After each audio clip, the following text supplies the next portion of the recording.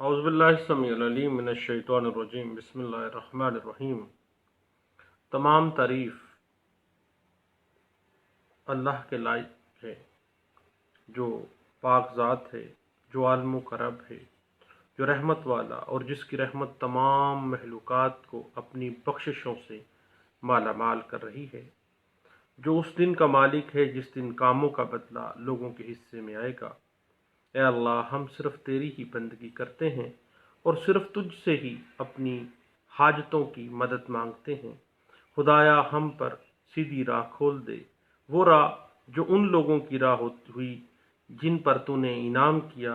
اور ان لوگوں کی راہ نہیں جو پھٹکارے گئے، اور نہ ان کی جو راہ سے بھٹک دیے گئے۔ آج صبح ڈسکا سیول کورٹ میں بیٹھے ایک دوست کے ساتھ اسپیسیفک پرفارمنس آف کانٹریکٹس کے حوالے سے کچھ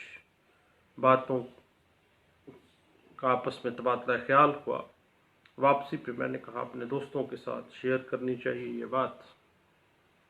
یاد رکھیے گا کہ جب بھی اسپیسیفک پرفارمنس آف کانٹریکٹ کا معاملہ آ جائے تو یہ ایک ایسی داد رسی ہے جو کہ عدالت کی ڈسکریشن پر مبنی ہے، اور یہ عدالت کی سیول کورٹ کی ایسی نایاب ڈسکریشن ہے جو کہ انصاف کے پہلو کو مد نظر رکھتے ہوئے زیر کار لائی جاتی ہے، کیونکہ اسپیسیفک پرفارمنس آف کانٹریکٹ جو کہ اسپیسیفک ریلیف ایکٹ 1877 کے تحت آپ آتے ہیں، تو اسپیسیفک پرفارمنس کی داد رسی اس اصول کے اوپر مبنی ہے کہ اگر قانون اور انصاف کے اندر آپس میں کلیش آ جائے تو عدالت قانون کا ساتھ نہیں دے گی بلکہ انصاف کا ساتھ دے گی۔ اگر ایک فریق کے حق میں قانون ہے، دوسرے فریق کے حق میں انصاف ہے، تو عدالت انصاف کا ساتھ دے گی، کیونکہ قانون جو ہے وہ انسانوں کے لیے بنایا گیا ہے، انسان قانون کے لیے نہیں بنائے گئے۔ قانون کبھی بھی انصاف سے بالاتر نہیں ہے، بلکہ انصاف قانون سے ہمیشہ بالاتر ہے، اور ایک جج کا اصل نصب العین ہمیشہ عدل و انصاف قائم کرنا ہوتا ہے، اور یہی مقصد ہے پاکستان کے اندر عدالتی نظام کا۔ اور آپ کو پتہ ہے کہ دعویٰ تعمیل مختص جو ہے ایک غیر معمولی ریمیڈی ہے جو کہ خاص حالات میں لائی جاتی ہے، اس کو زیر کار لایا جاتا ہے۔ اگر معاہدہ کسی ایسی اماؤنٹ کے متعلقہ ہے جہاں معاوضہ معقول داد رسی نہیں ہے، یا معاوضہ تعین کرنے کے لیے کوئی پیمانہ نہیں مل سکتا، جس طرح سیکشن 11 اسپیسیفک ریلیف ایکٹ 1877 کہتی ہے، اور ویسے عام حالات کے اندر بھی معاہدہ کی خلاف ورزی کی صورت میں معاوضہ جو ہے معقول داد رسی شمار ہو سکتا ہے۔ اور جب بھی اسپیسیفک پرفارمنس آف کانٹریکٹ میں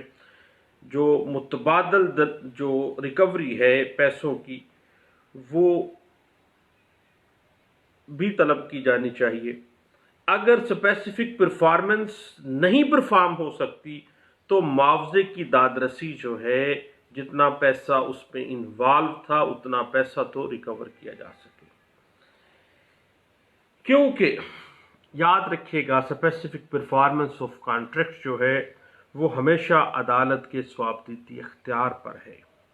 اور عدالت اپنے ثوابدیدی اختیارات کو ہمیشہ انصاف کو قائم کرنے کے لیے استعمال کرتی ہے۔ اس حوالے سے 2015 SCMR پیج 828 میں جب ریوزٹ کیا گیا تھا 1991 کی ایک بڑی لینڈ مارک ججمنٹ تھی جو کہ رپورٹڈ کیس ہے 1991 کا، جو 2015 میں ریوزٹ کیا گیا تھا، PLD 1991 PLD، اور لاہور ہائی کورٹ کی یہ ججمنٹ ہے جو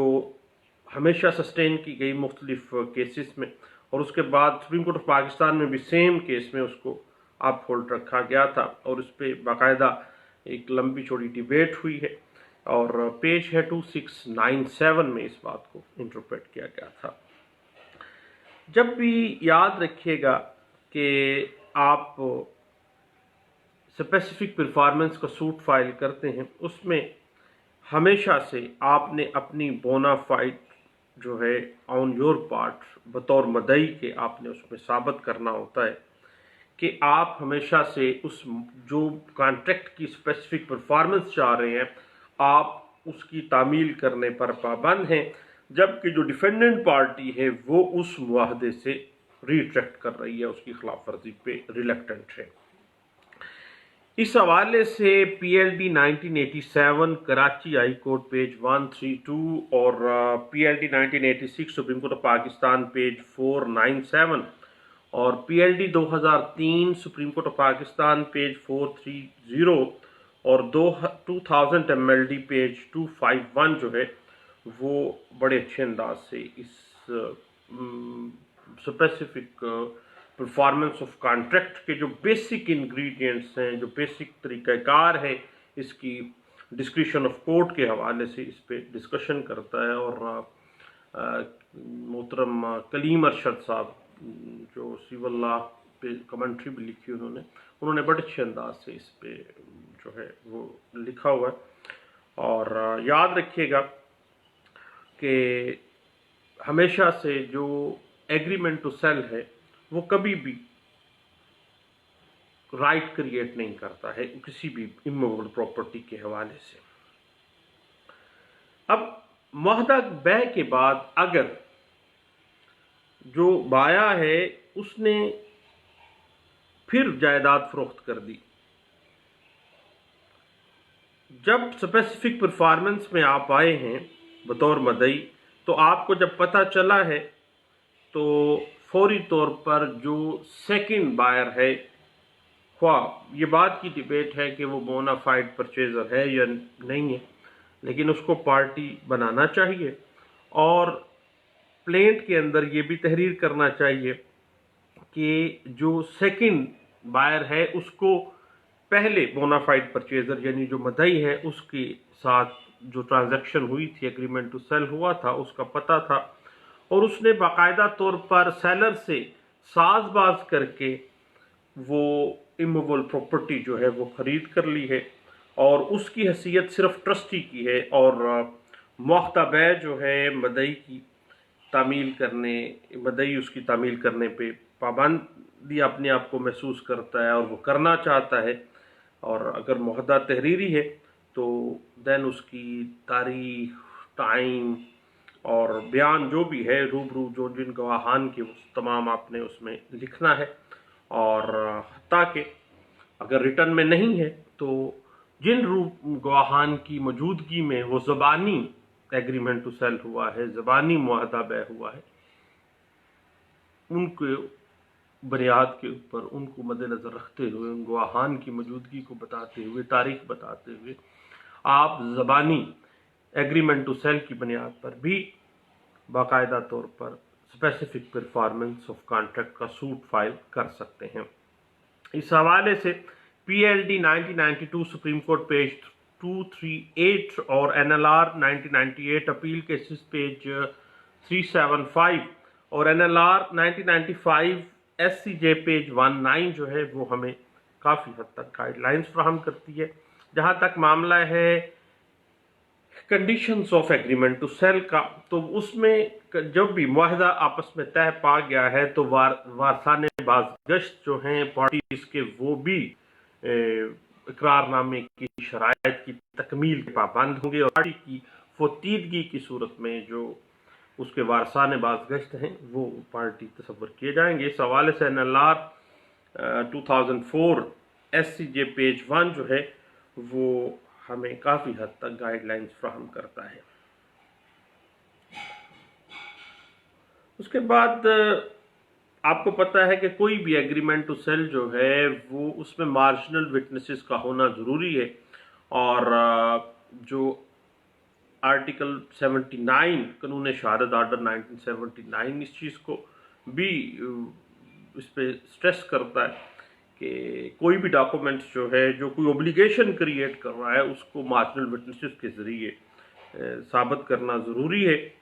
اس حوالے سے 1994 MLD پیج 2334 اور NLR 2007 SCJ پیج 891 جو ہے وہ کافی حد تک گائیڈ لائنز فراہم کرتا ہے۔ اس کے بعد بعض اوقات اسپیسیفک پرفارمنس کے علاوہ جو ہے اگر اس کانٹریکٹ کی اموویبل پراپرٹی کی اسپیسیفکلی پرفارمنس جو ہے عدالت کو نظر نہیں آ رہی ہے تو پھر بشرط ادائیگی دگنا زر ثمن جو ہے، یعنی جو آپس میں ان کا طے ہوا تھا دگنے زر ثمن کے ساتھ بھی دعوے کو ڈگری کیا جا سکتا ہے، کیونکہ ایک لمبا عرصہ لگا ہے اسپیسیفک پرفارمنس آف کانٹریکٹ کا دعویٰ لڑتے لڑتے مدعی کو، تو اب وہ پراپرٹی کو اگر اس اعتبار سے کانٹریکٹ کے روح کے اعتبار سے اسپیسیفکلی پرفارم نہیں کروایا جا سکتا تو پھر دگنا زر ثمن کی شرط کے ساتھ بھی دعویٰ ڈگری کیا جا سکتا ہے۔ یہ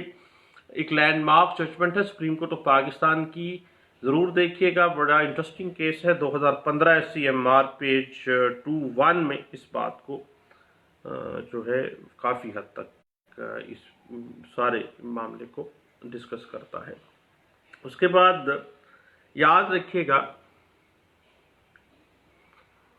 جو ایگریمنٹ ٹو سیل کو لکھنے والا ہے سکرائبر، وہ قطعی صورت بھی مارجنل وٹنسز نہیں ہوتا ہے، اور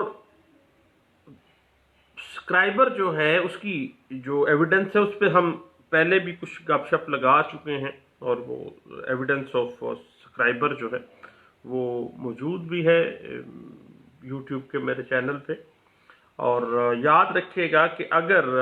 ایگریمنٹ ٹو سیل کو لکھنے والا سکرائبر جو ہے وہ بطور مارجنل وٹنس آ گیا ہے تو اس کی مارجنل وٹنس کے طور پہ اس کی جو ایویڈنس ہے وہ اتھینٹیکیٹڈ نہیں ہوگی، اور صرف ایک گواہ حاشیہ اس کے علاوہ رکھا گیا ہے تو یعنی اٹ مین کہ دو گواہان کی جو مینڈیٹری پروویژن تھی اس کو حوالے سے تو specific performance of that specific contract کا جو دعویٰ تھا وہ خارج کر دیا گیا تھا 2006 YLR پیج 1620، اور اس سے ملتا جلتا ایک کیسلا سامنے آتا ہے 2007 SCJ پیج 848 میں۔ اس کے بعد یاد رکھیے گا کہ بعض اوقات کسی فاتر العقل شخص کے ساتھ، لیونیٹک کے ساتھ، یا بعض اوقات کسی پاگل شخص کے ساتھ، یا پاگل شخص کے کسی جو نیکسٹ ٹو کن ہے اس کے ساتھ، اس پاگل کے بہاف پہ اس کی امویبل پراپرٹی جو اس کو وراثت میں ملی ہے اس کا معاہدہ کر لیا جاتا ہے، یا حتیٰ کہ بعض اوقات کسی نابالغ کے ساتھ اس کے بڑے بھائی کے ذریعے معاہدہ کر لیا جاتا ہے۔ تو یاد رکھیے گا ایسا کانٹریکٹ جو ہے وہ اللیگل ہے، کیونکہ باقاعدہ طور پر اس کا گارڈین مقرر نہیں کیا گیا تھا، اور بغیر گارڈین مقرر کیے گیا جو بھی معاہدہ کیا گیا ہے وہ اللیگل ہے، اور ایسی صورت میں اسپیسیفک پرفارمنس آف کانٹریکٹ کا جو دعویٰ ہے وہ ڈگری نہیں کیا جاتا ہے۔ اس حوالے سے ایک لینڈ مارک ججمنٹ ہے 2018 YLR پیج 2691 میں اس بات کو انٹرپریٹ کیا گیا تھا۔